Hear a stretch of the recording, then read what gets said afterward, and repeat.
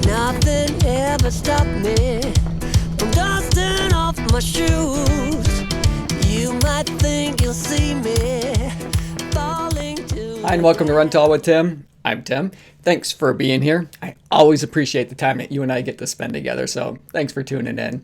And I hope wherever you are, that you're happy, healthy, and staying safe. On today's video, I'm going to be taking a real close look at the Nike Invincible Run after 100 miles. Threw up my umbrella when rain stops hitting down. Yeah, on a bad day, on a good day, I don't need no. Now, the Invincible Run features a huge slab of ZoomX foam in the midsole, which is really bouncy, a lot of fun to run in, but how's it holding up? Because ZoomX isn't necessarily known for being all that durable and lasting very many miles. And how's the upper doing? Well, those are things that we're going to take a close look at today. But before I get into it too far, I always like to demonstrate what it looks like to run in the shoes I'm about to review for you. So let's do that. But then when we come back together, we're going to take a real close look at the Invincible Run after 100 miles to see how well they're holding up and if they're worth the money. My attempts to make a bad move. Procrastination, deep down I need to take a wrong turn. I don't know how long's forever.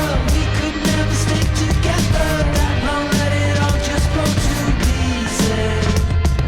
Shine your light, I know you need me to turn your life around completely. Give me one more paradox for grace. Be still and run the race. Be still and run the race. Now, if you're new here, welcome to the Run Tall family. I'm really glad you're here and you found us on YouTube. Now, I post running shoe reviews, comparisons, and shoe battles weekly, but I also like to post other videos related to running as well. So if you enjoy watching running shoe reviews and other videos that are about running, be sure to subscribe to the channel and don't forget to click the notification bell so you'll be notified each time that I upload new content. Now, I did purchase these with my own money. They retail for $180 US, but they've been out for quite a while now. And if you do a quick Google search, chances are you're going to be able to find them on sale someplace. I found them on sale for about $145 as of the making of this video.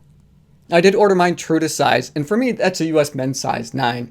They are a relatively lightweight daily trainer. On my scales, they came in at 9.6 ounces, or that would be the equivalent of 273 grams. So let's take a look at that ZoomX foam and see how it's holding up after 100 miles.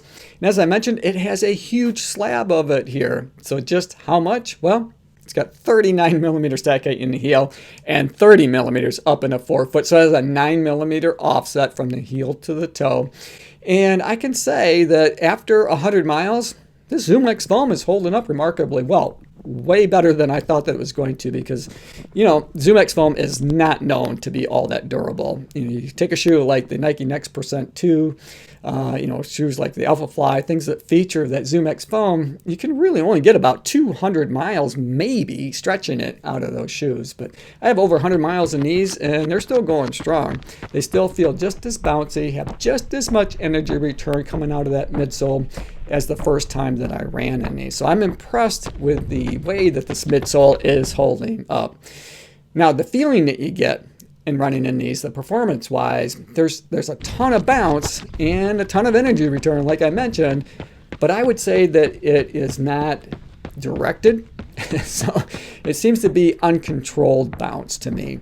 So a lot like maybe standing on a trampoline or standing on an air mattress where you first stand on it and it just feels wobbly. You know, that's the best way I can describe these, is that it just doesn't feel like that bounce is very controlled. So if you're a neutral shoe runner, especially if you land in your midfoot to your forefoot and you have solid or strong ankles, I think you absolutely would love these shoes because they are relatively lightweight and there's just more energy return coming out of this midsole material for a max cushion daily trainer than any other max cushion daily trainer that I've run in. So I think you really enjoyed these and can probably put a ton of miles on these really comfortably because they run faster than a 9.6 ounce shoe does to me. Now, for someone like myself, however, who, I have flat feet. and I overpronate. Now I compensate for that by having moved more from being a heel striker to a mid to forefoot foot striker, and that has helped me to be able to run in more neutral shoes. But when it comes to the Invincible Run, I still run the danger of getting shin splints, having some ankle issues if I put too many miles in these in any one run, or if I stack runs together in these because, just of my running mechanics.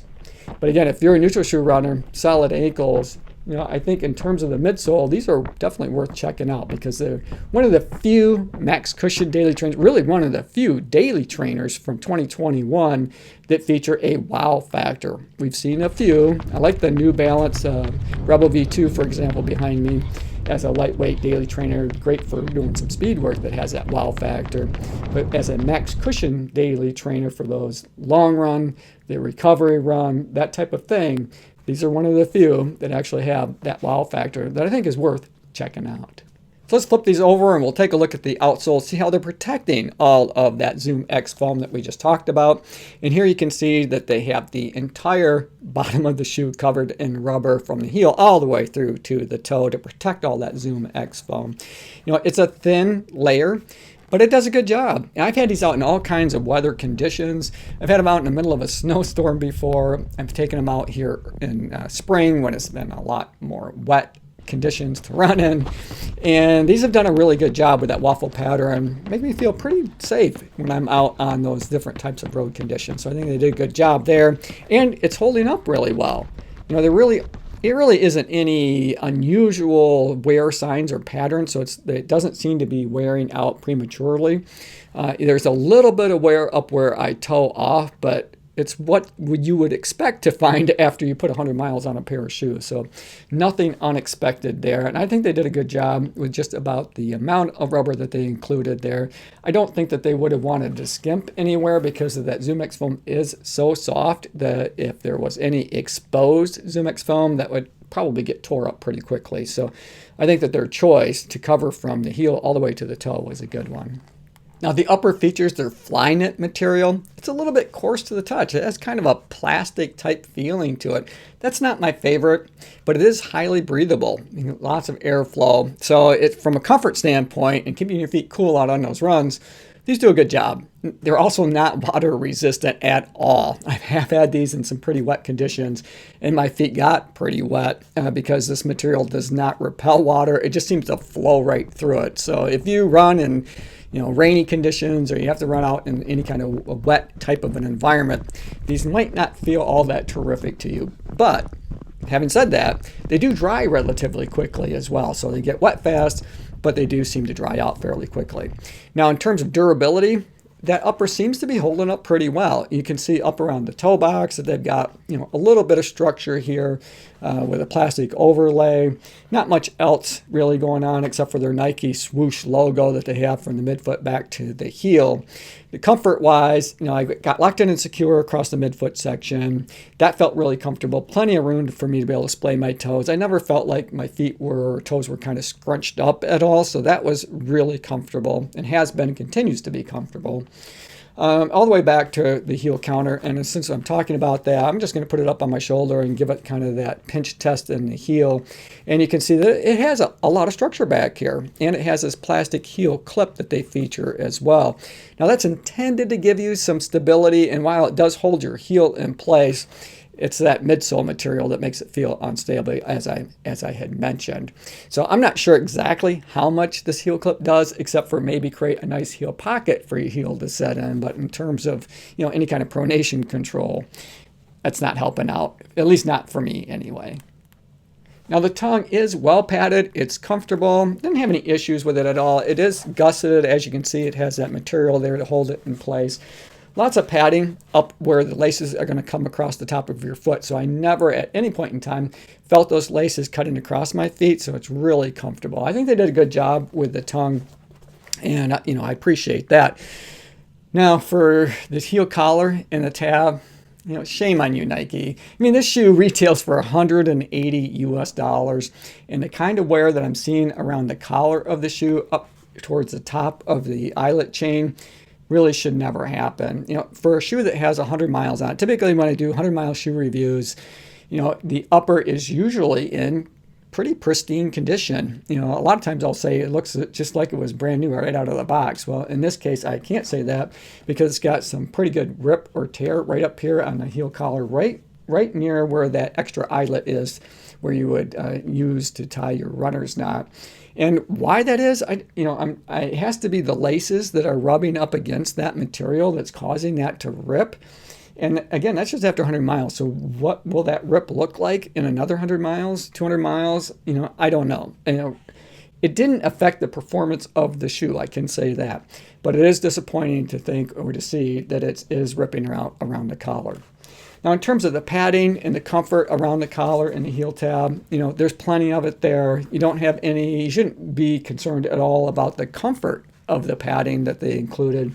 And that padding extends down quite a way, almost to the heel bed, really, and all the way up through to the tab of the shoe. So my Achilles always felt comfortable in these shoes, and I didn't have any issues, around my ankles at all. So they did a good job with the amount of padding. I just am disappointed, in the durability around that collar of the shoe up by the eyelet chain. So overall, that ZoomX foam is holding up remarkably well. Still has plenty of bounce and energy return to help give you that extra little boost and that wow factor in your run. And the upper material, the fly knit, that's also holding up really well. Unfortunately, I can't say the same for the material that's around the heel collar because that is wearing out prematurely. So that's something you definitely want to consider.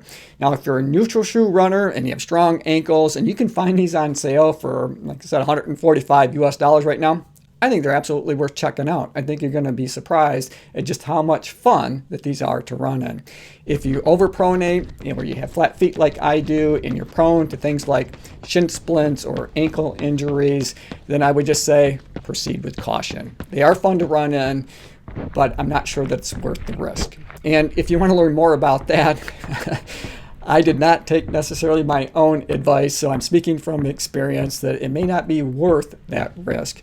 I am recapping different weeks of training for my upcoming marathon at the end of May, and you'll learn more about that if you're following that series along when you watch the recap for weeks 8 and 9, where I'm going to be talking about maybe some of the mistakes I've made, and I take full ownership of those mistakes.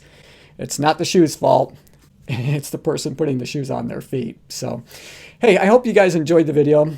Thanks for making it to the end. As always, run tall, run strong, be kind to one another. Thanks for watching, and we'll see you next time right here on Run Tall with Tim.